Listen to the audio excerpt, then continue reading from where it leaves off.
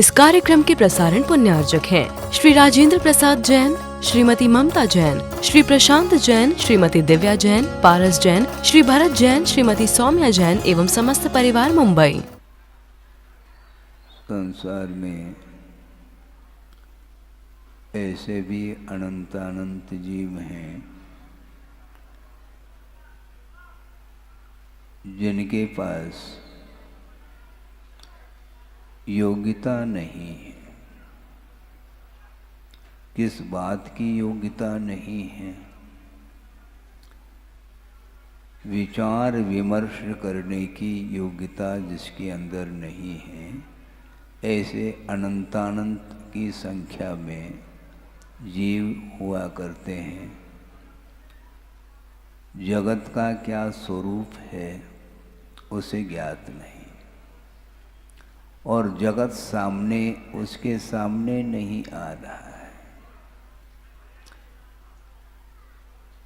अनंतानंत जीव हैं, उनके पास ज्ञान भी है, संवेदनशीलता भी है। इसके बावजूद भी अपना और पराया इसका बोध उसे नहीं हो सकता, और उसको बोध दिया भी नहीं जा सकता, क्योंकि योग्यता के बिना बोध दिया नहीं जा सकता। मात्र एक इंद्रिय को लेकर के उसका परिणमन चल रहा है। निरंतर आप लोगों को भी ध्यान देना चाहिए और स्वाध्याय के माध्यम से ही अपने मन को केंद्रित किया जा सकता है। धर्म श्रवण के अलावा अथवा स्वाध्याय के अलावा बहुत सारे साधन हैं, जिन साधनों के माध्यम से भावों में निर्मलता आ सकती है, किंतु उन क्रियाओं से भी महत्वपूर्ण यह भी एक क्रिया है जिसको स्वाध्याय बोलते हैं। स्वाध्याय करने से आगमकारों ने आगम में भिन्न भिन्न पदार्थों का क्या स्वरूप विश्लेषित किया है, उसको समझने का अवसर प्राप्त होता है। और मात्र समझना ही नहीं, समझ करके अपने जीवन के साथ तुलना करने का भी अवसर प्राप्त होता है कि आखिर हमारी दशा किस रूप में हो रही है। स्वयं के द्वारा ही संसारी प्राणी संसार का निर्माण करता है और अपने ही परिणामों के माध्यम से संसार का विच्छेद भी कर सकता है, ऐसा आगम का उल्लेख है। आप अपने संसार का विच्छेद करना चाहो, क्या संसार को बढ़ाना चाहो? यदि बढ़ाना चाहते हैं तो उपदेश की आवश्यकता ही नहीं, और नहीं बढ़ाना चाहते हैं तो आपके लिए उपदेश कार्यकारी सिद्ध हो सकता है। स्वयं की इच्छा के ऊपर ही सारा सारा कार्य निर्धारित है। इसलिए ज्ञान होते हुए भी उसके अंदर योग्यता जागृत नहीं हो रही है, इसलिए उसके लिए उपदेश दिया नहीं जा सकता। एक इंद्रिय से लेकर के असंगी पंचेंद्रिय तक जो जीव होते हैं, उसके लिए कोई उपदेश लागू नहीं होता।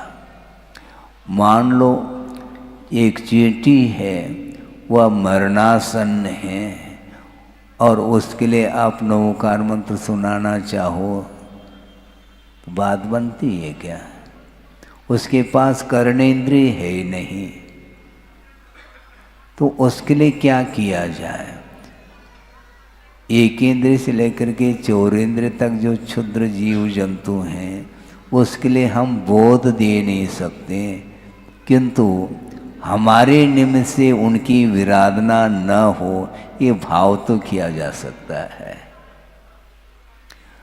रागादिक परिणामों के माध्यम से हिंसा होती है, उस हिंसा से तो अपने आप को बचाया जा सकता है।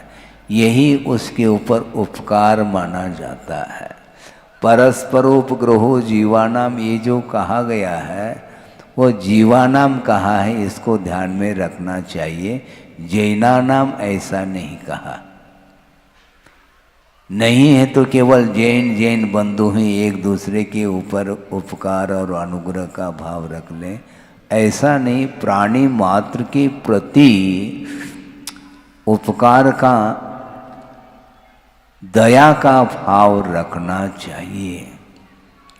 उन क्षुद्र जीवों की विराधना अपने निमित्त से ना हो, इसको बोलते हैं संयम। और इस संयम के माध्यम से ही उनकी रक्षा की जा सकती है।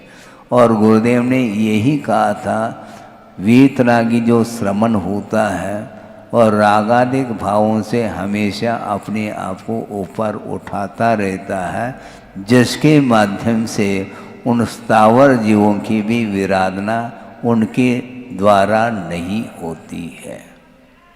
इसी को बोलते हैं अहिंसा धर्म का पालन करने का जो एक उपक्रम है या उसकी जो पद्धति है, वह यही पद्धति है। इसके अलावा कुछ नहीं किया जा सकता है।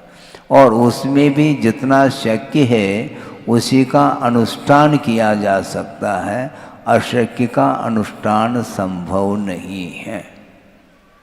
महाराज, शक्य और अशक्य का अनुष्ठान हमें बात समझ में नहीं आती।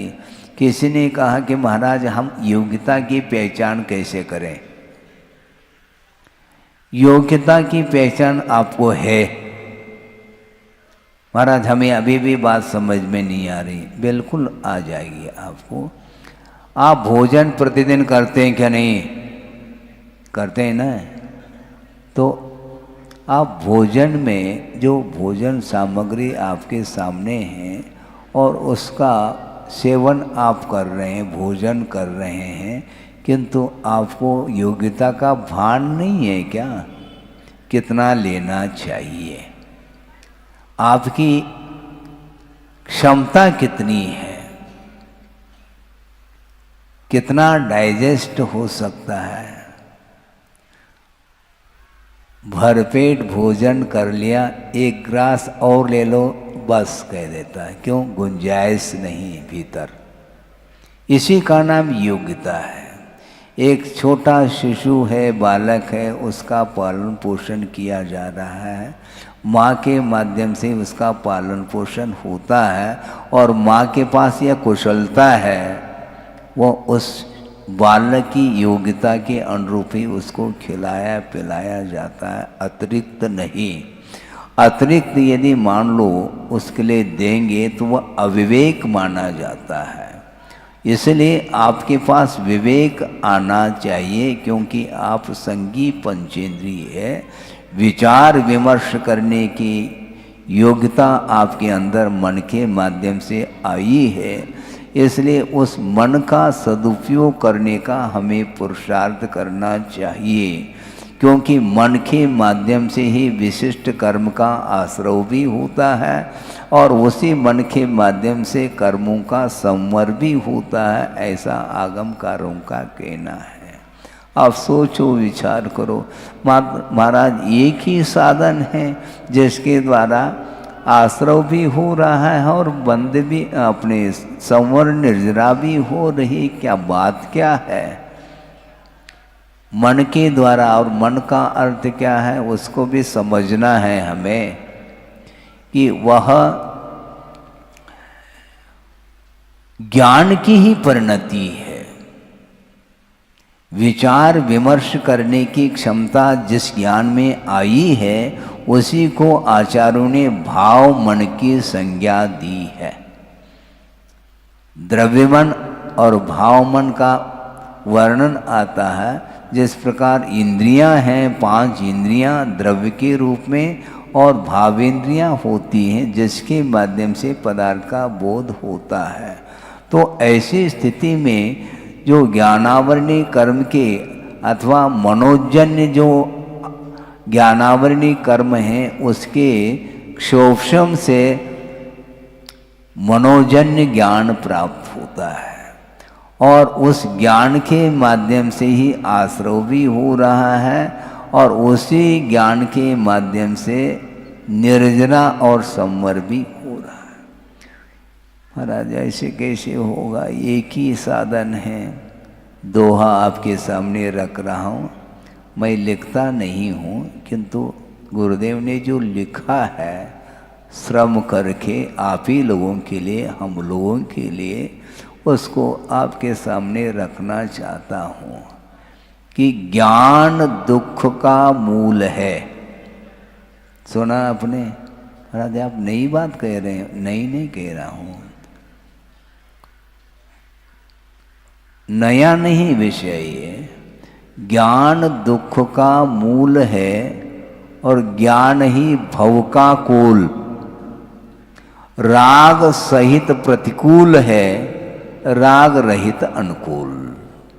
जो रागान्वित ज्ञान है वही पतन के लिए कारण है, वही आश्रव और बंध के लिए कारण है।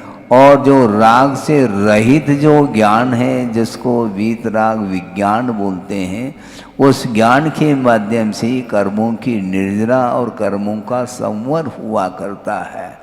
तो साधन एक ही है, किंतु रागान्वित ज्ञान संसार के लिए कारण है और राग से रहित जो ज्ञान की परिणति है वही मोक्ष के लिए अथवा कर्मों की निर्जरा के लिए कारण सिद्ध होता है।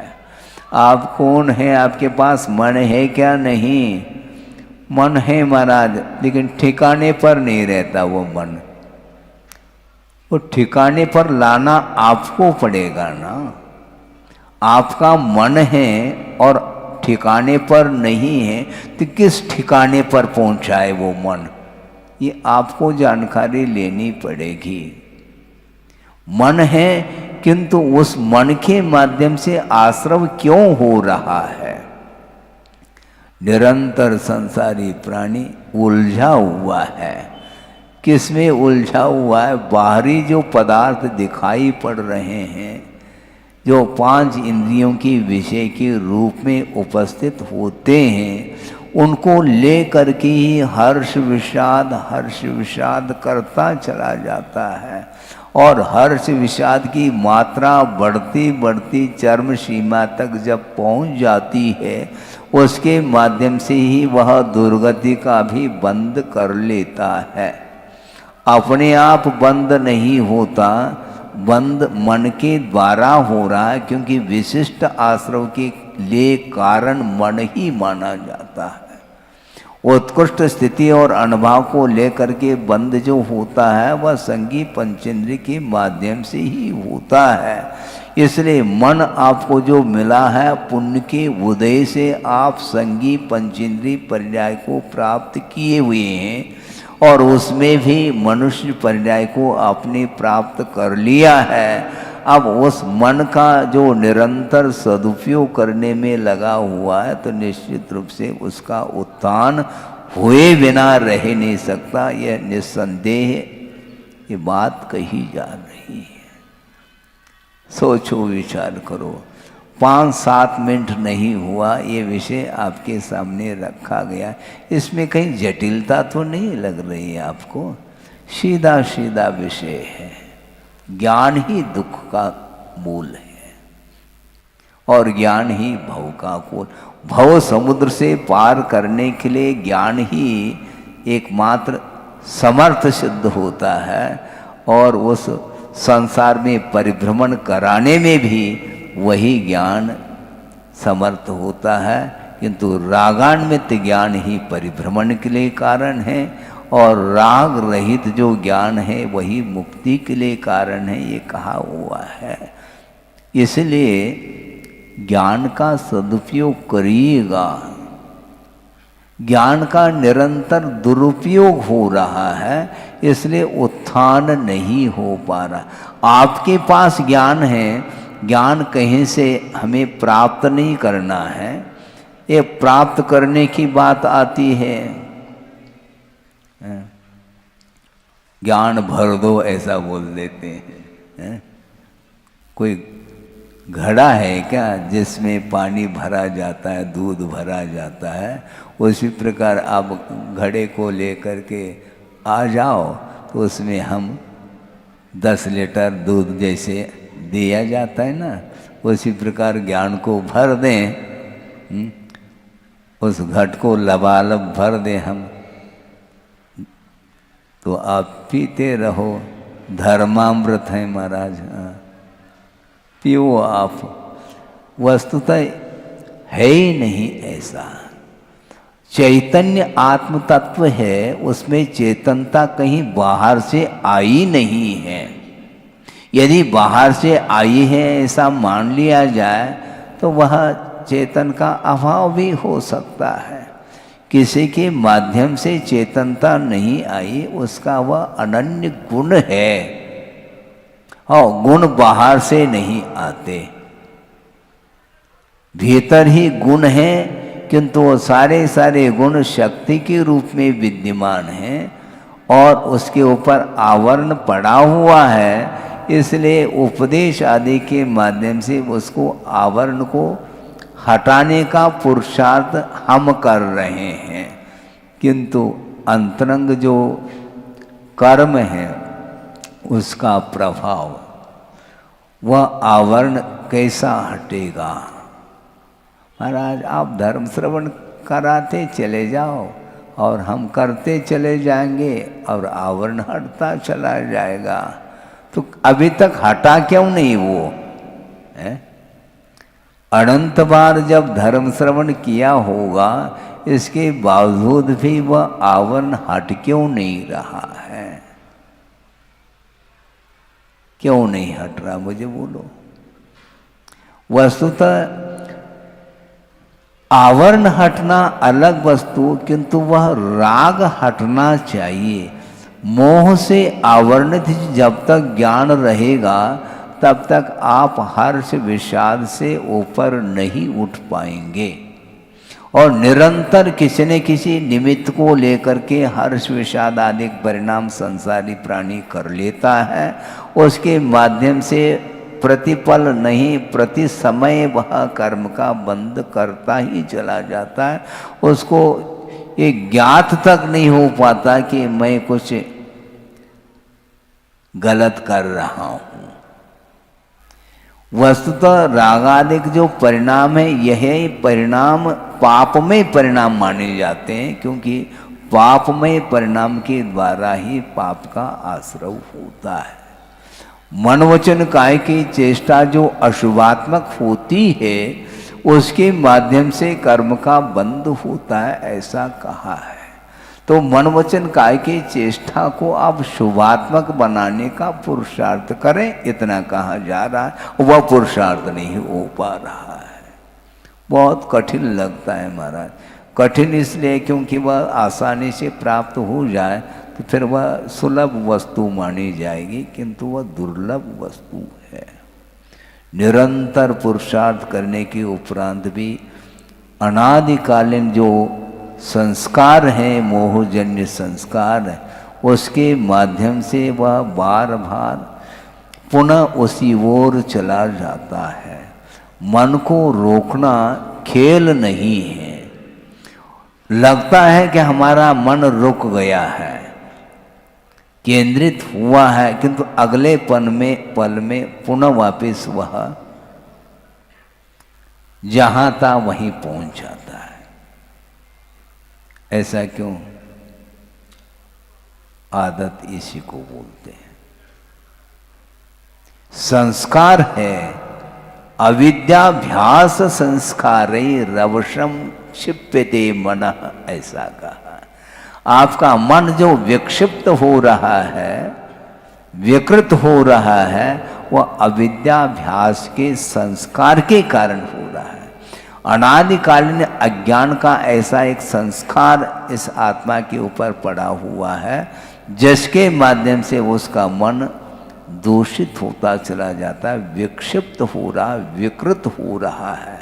और वह विकृत मन को हम कैसे परिमार्जित करें? तो आचार्य कहते हैं तदेव ज्ञान संस्कारै स्वतस्तत्वे वतिष्ठते।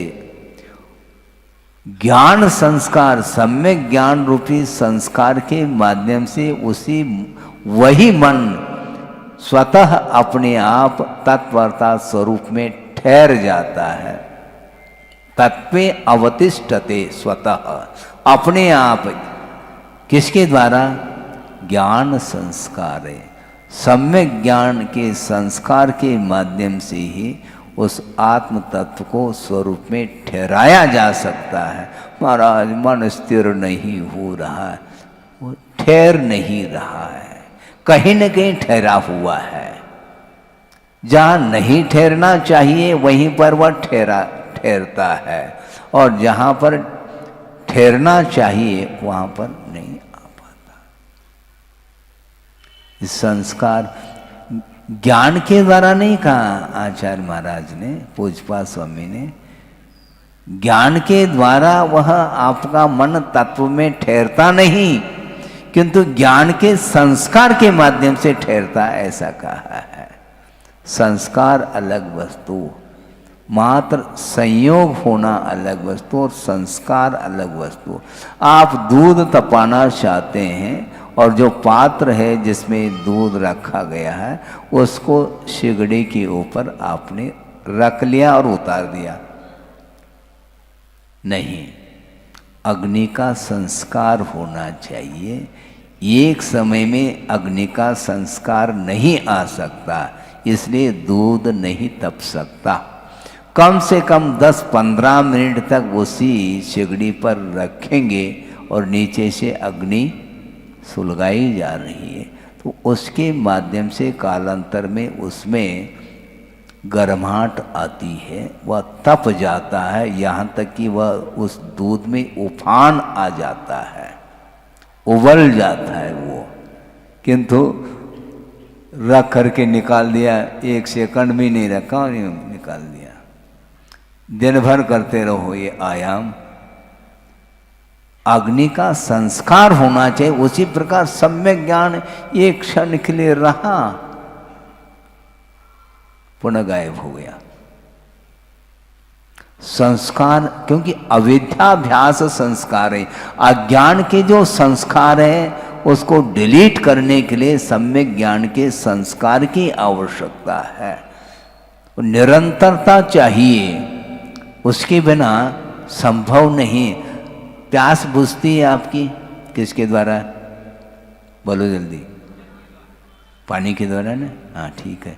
हम जैसे वो ड्रिप बोलते हैं ना, बॉटल चढ़ाते हैं तो एक बूंद है वह ग्लूकोज जा रहा है। उसी प्रकार आपके मुख में एक बूंद छोड़ दें तो प्यास बुझेगी क्या? नहीं, धारा चाहिए, उसके बिना नहीं। हाँ, ग्लास के माध्यम से आप जलपान करते हैं, एक बूंद छोड़ेंगे, कभी प्यास बुझने वाली नहीं। उसी प्रकार सम्यक ज्ञान के द्वारा ने सम्यक ज्ञान की धारा चाहिए। ज्ञान धारा और कर्म धारा की भी चर्चा आती है, तो ज्ञान धारा के माध्यम से ही आश्रव को रोका जा सकता है, मन को केंद्रित किया जा सकता है। एक क्षण हुआ नहीं, हमारा मन उचट जाता है। मन आपका अस्थिर है, उसको स्थिर रखना चाहिए। आपको धैर्य नहीं, सब्र जिसको बोलते हैं आप लोग, सब्र रखो अर्थात धैर्य रखो। प्रतीक्षा मत करो। कल भी हमने बात कही थी, प्रतीक्षा ठीक नहीं है, तितिक्षा होनी चाहिए। हाँ? तितिक्षा और प्रतीक्षा में बड़ा अंतर है। सहिष्णुता होनी चाहिए, सहन करने का अभ्यास होना चाहिए।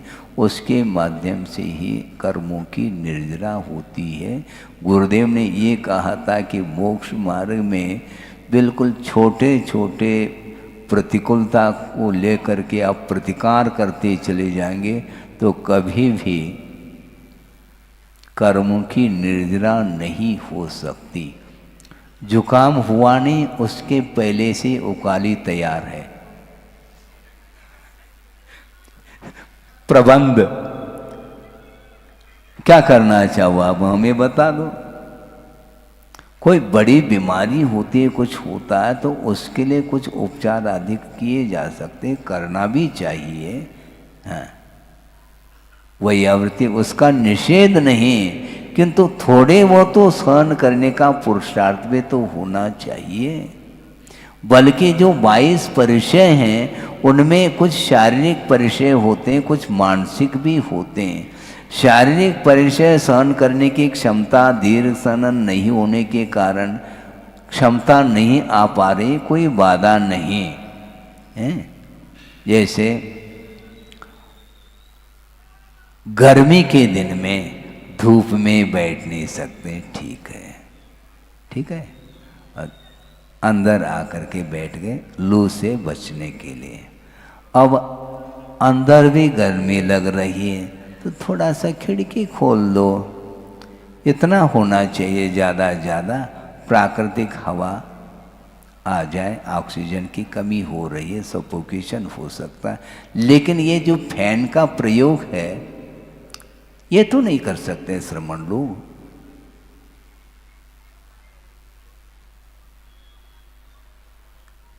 इसको बोलते हैं आप पर्वत के चोटी पर जाकर के नहीं बैठ सकते। ग्रीष्म काल में आग बरसती, गिर शिखरों पर रहते हैं, वो रहने वाले रहते हैं श्रमण लोग जिनके पास दीर्घ सहन है। इसके बाद भी उन्होंने पुरुषार्थ किया, ये ध्यान रखो। आप कह सकते हैं महाराज उनके पास सहन था इसलिए गए हैं, उन्होंने क्या करामत कर ली, ऐसा नहीं। सहन होने के उपरांत भी शरीर के प्रति जो निरीहता है वह बिना वैराग्य के संभव नहीं है। इसलिए वहाँ पर प्रतिकूल वातावरण में रह करके भी कर्मों की निर्जरा कर रहे हैं। कर्मों की निर्जरा करने के लिए वो परिचय आदि ये संवर के लिए कारण बताया है। जिस प्रकार आश्रव के लिए कारण होते हैं अशुभ परिणाम, उसी प्रकार संवर के लिए भी कारण बताए गए हैं। गुप्ति, समिति, धर्म, अनुप्रेक्षा, परिचय और चारित्र, इनके माध्यम से कर्मों का संवर होता है। कर्मों की निर्जरा के लिए भी यही कारण है। तो संवर के कारणों को न अपना करके जो आश्रव के लिए कारण है उनको अपनाएंगे तो संवर हो कैसा सकेगा, निर्जरा कैसी हो सकेगी? क्योंकि कारण सदृशम कार्यम कहा है। जो आश्रव के लिए कारण है उसके द्वारा आश्रव होगा, और जो संवर के लिए कारण है उनके माध्यम से ही संवर होगा। इसलिए निरंतर हमें पुरुषार्थ करना पड़ेगा। सहन शक्ति बढ़ाइए ऐसा कहते हैं आचार्य। हाँ, इसीलिए मन विक्षिप्त होता है, बहुत जल्दी विक्षिप्त। थोड़ी सी प्रतिकूलता हो गई उसकी पूर्ति, इसी में समय निकल जाता है, तो कैसा काम चलेगा? इसलिए मन के द्वारा संसार का निर्माण और मन के द्वारा ही मोक्ष मार्ग प्रशस्त हो जाता है। इसलिए अपने को निरंतर स्वाध्याय आदि के माध्यम से अपने परिणामों को परिमार्जित करना चाहिए। इसलिए शुरुआत में ही हमने आपके सामने एक दोहा के माध्यम से प्रारंभ किया था कि ज्ञान ही दुख का मूल है, ऐसा कहा। वो कौन सा ज्ञान? राग सहित ज्ञान। रागान्वित जो ज्ञान है उसके माध्यम से कर्म का आश्रव होता है। तो राग कम करो, उपदेश ये दिया जाएगा। महाराज आप प्रतिदिन वही दे रहे हैं, तो आप भी तो प्रतिदिन वही भोजन कर रहे हैं, उसमें ऊब नहीं रहे हैं आप, हैं? और इसमें वही बता रहे हैं आप, तो वही तो बताऊंगा मैं। क्योंकि अनुप्रेक्षा का अर्थ क्या है? पुनर्चिंतनम। जो चिंतन किया था उसी को बार बार चिंतन में लाओ तो संस्कार बनेंगे, हैं? ज्ञान नहीं, ज्ञान के संस्कार के माध्यम से आपका मन तत्व अर्थात स्वरूप में ठहर सकता है। इसके अलावा कोई भी उपाय नहीं, बार बार रिपीट करना पड़ेगा। अनित्य भावना के कल भी 12 भावना हमने भाई थी महाराज, हैं? और आज क्या भावना चाहो? 12 भावना भा रहे हैं, किंतु भोजन में कुछ विपरीतता हो गई तो भावुत नहीं फिर हैं। आपने जो भावना भाई है ना, उस समय वह भावना काम में आनी चाहिए समय पर, नहीं है तो फिर नहीं। जब ये सारा विषय, ये पदार्थ अनित्य हैं, निरंतर अनित्य भावना का जो चिंतन करेगा तो उसकी दृष्टि शरीर को लेकर के अब उसके प्रति राग उत्पन्न नहीं होगा। निरीहता बढ़ाना चाहो, निर्ममत्व भाव को बढ़ाना चाहो तो अनित्य भावना का चिंतन आपको निरंतर करना पड़ेगा। जब सारा ये पदार्थ पर्याय की विवक्षा में जब नित्य नहीं है, जब शाश्वत नहीं है, तो इसकी रक्षा की हम बार बार बात क्यों करें। रक्षा करने से ये सुरक्षित नहीं रह सकता, क्योंकि इसका ये स्वरूप है, वो रुकेगा नहीं। पदार्थ हमेशा एक सा नहीं रह सकता, कितना भी पुरुषार्थ करो वह परिणमनशील है, वह एक दिन विनाश को प्राप्त होगा। मरण से आपको बचा नहीं पाएंगे, कोई भगवान भी नहीं बचा सकते। अनंत शक्ति के धारक भगवान हैं, किंतु मरण से आपको बचा नहीं पाएंगे। तो महाराज फिर ये औषध दान का प्रावधान क्यों है आगम में? जब मरना निश्चित है अपनी अपनी बार, मरना सबको एक दिन, अपनी अपनी बार जब कहा जा रहा है, फिर दान का प्रावधान क्यों? मरण से नहीं बचाया जा रहा है, किंतु अकाल मरण से बचाने का प्रावधान है। भिन्न भिन्न निमित्तों के माध्यम से कर्मों की उदीर्णा होकर के अकाल मौत मरता है, इसलिए उससे बचाने के लिए भाग्योदय की आवश्यकता है, पूर्णायु की आवश्यकता है? पूर्णायु के लिए गुरुदेव ने आशीर्वाद क्यों दिया? अकाल मरण से बचाने के लिए कहा, क्योंकि इसी को बोलते दान।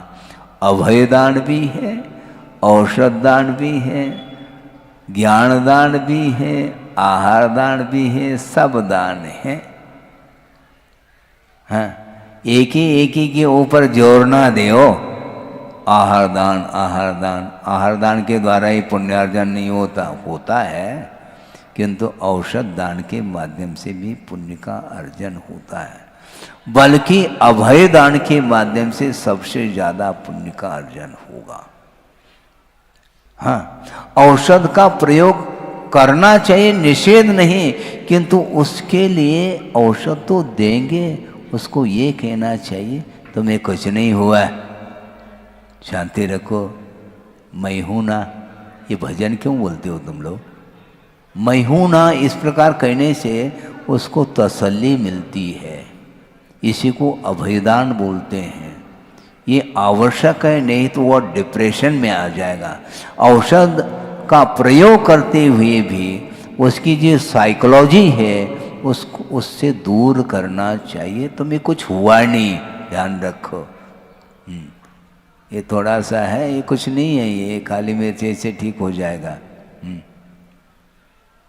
क्योंकि उसकी एक मानसिकता बनी है कि भयानक रोग हुआ भी है, तो उसके सामने उसको उजागर नहीं करना चाहिए। तुम्हें कुछ नहीं हुआ, 2-4-6 दिन में तुम ठीक हो जाओगे। उसके माध्यम से भी वह आधा रोग ठीक हो जाता है।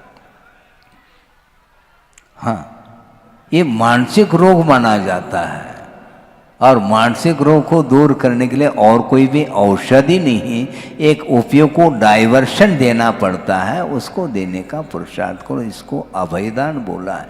तो ये बहुत सारे जो दान के जो प्रक्रिया हैं, इसके माध्यम से भी अकाल मरण से आपको बचाया जा सकता है। इसलिए उन्होंने कहा कि औषध आदि दान दे दो, किंतु वस्तुतः देखा जाए कि मरण से आपको कोई भी बचा नहीं सकता, क्योंकि आयु कर्म के आधार से ही आपका जीवन चल रहा है, और आयु कर्म का अवसान हुआ तो दूसरी पर्याय आपको मिलेगी। स्वर्ग जाने के लिए मरे बिना स्वर्ग नहीं मिल सकता है? ऐसे आप लोगों के द्वारा ही सुना है। तो मरना तो पड़ेगा ना, क्योंकि पर्याय परिवर्तित नहीं होगी तो उत्तर पर्याय की उत्पत्ति कैसे हो सकती है? पूर्व पर्याय का विनाश और उत्तर पर्याय की उत्पत्ति, इसी को उत्पाद व्यय बोलते हैं। नया शरीर मिलेगा आपको, ये पुराना हो गया, जर्जर हो गया, नया शरीर मिलेगा, ये ध्यान रखो। इस प्रकार नया पुराना अनंत बार शरीर को धारण कर लिया, इसके बाद भी वह जन्म और मरण से ऊपर नहीं उठ पा रहा है। इसलिए अपने परिणामों को बिल्कुल जन्म और मरण से ऊपर उठना है, खेल नहीं है। मन को संयत बनाइए आप, बहुत कठिन काम है।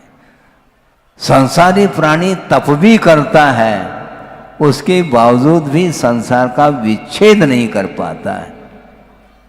अपत्य वित्तो तरलोक तृष्णया तपस्विन केचन कर्म कुर्वते भवान पुनर्जन्म जरा जिहासया त्रयीम प्रवृत्तिम शमधीरवारुणत। इस प्रकार आचार्य समंतभद्र स्वामी ने स्वयंभू स्तोत्र में शीतलनाथ भगवान की स्तुति करते हुए कहा कि कुछ ऐसे भी तपस्वी होते हैं इस संसार में, वो तप कर रहे होते हैं, किंतु किसके लिए? आ गया देखो, किमर्थम। तप करना अपनी जगह है, किंतु वह किस लिए किया जा रहा है, यह महत्वपूर्ण है।